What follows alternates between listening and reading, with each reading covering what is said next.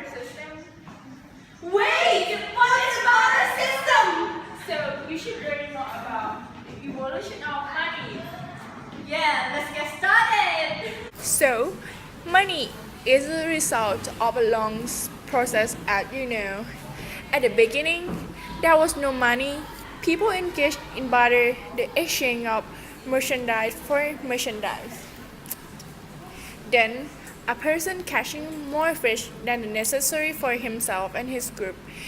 So, he planted and harvested more corn than what he would need. This elementary form of great prevailed at the beginning of the civilization and may be found today among people of primitive economies.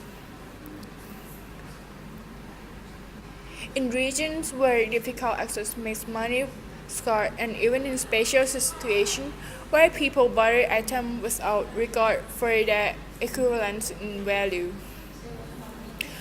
Goods that use in barter are generally in their nature state that there is not a common measure of value among the item bartered.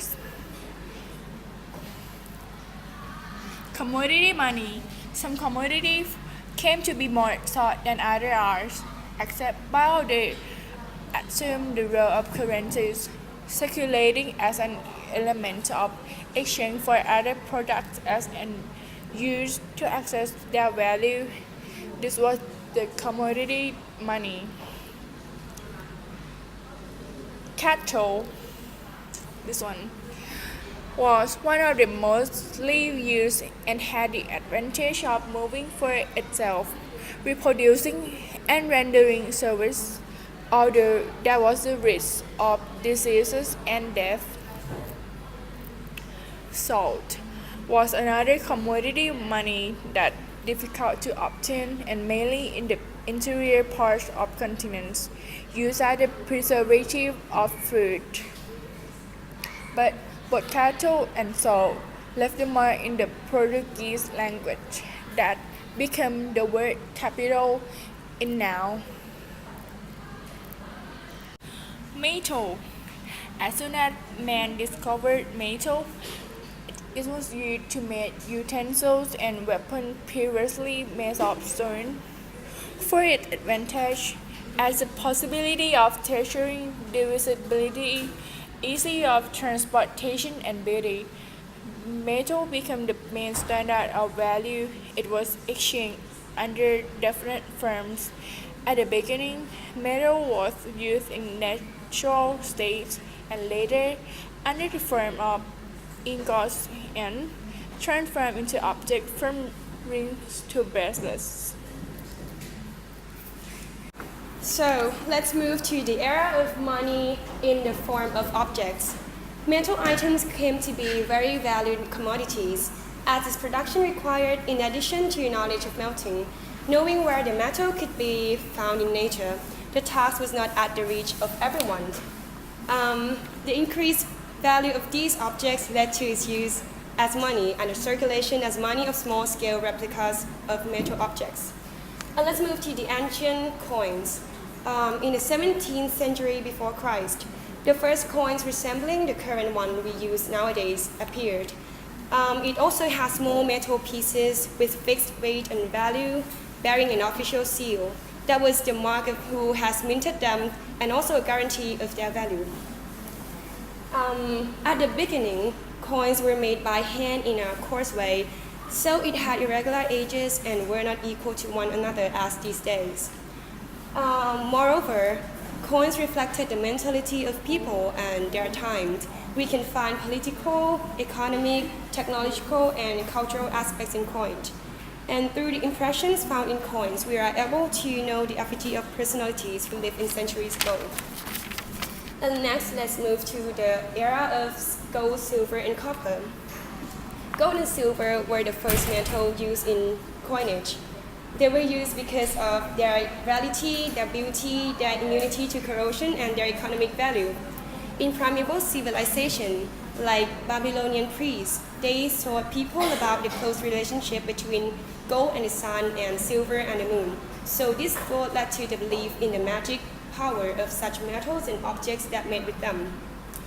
Moreover, gold is minted to be the most highly valued coins, while silver and copper for lesser coins. And with the appearance of paper money, metal coins minting was restricted to lower coins and was necessary as change. And the last one is the era of paper money.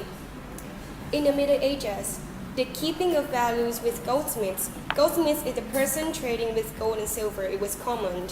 And the goldsmith then delivered a receipt as a guarantee that that person already paid the payment. So with time went by, the receipts came to be used as payment, circulating from hand to hand and giving the origin of paper money.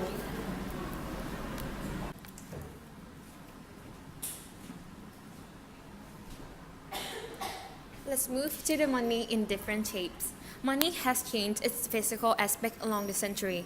Although today the circular form is widely used in the world, there had been oval, square, polygonal, and other shapes of coins, and made from different materials such as metallic, non-metallic, and also porcelain. Banknotes were generally from rectangular format, with variety of sizes and images on it. And the next one is monetary system. The set of coins and banknotes system. The system is regulated by appropriate legislation and organized from monetary unit based on value. Almost all countries around the world use this system, and higher values are expressed in notes and smaller ones are represented by coins, using the central bank to control and guarantee the issue of money of the country. The next one is credit money, and it include bank money in different instruments offered by the banks. It's convenient, safe, and easily convertible to cash. For example, checks and wraps. Checks is an abstract form of money. It became more dematerialized. Checks played an important role of today. By this form of payment, avoid holding large amount of money and much safer. Checks came with the form of document or small paper with the expire date. And when you receive the checks, you have to go to the bank and convert it to the cash. And go to the last one is electronic money. And this one, I know that you all may resemble to this because we all use it in everyday life as you buying a clothes from Instagram. So it refers to money or script which is exchanged only electronically. This involves use of computer networks, the internet, and digital storage value system. Thank you.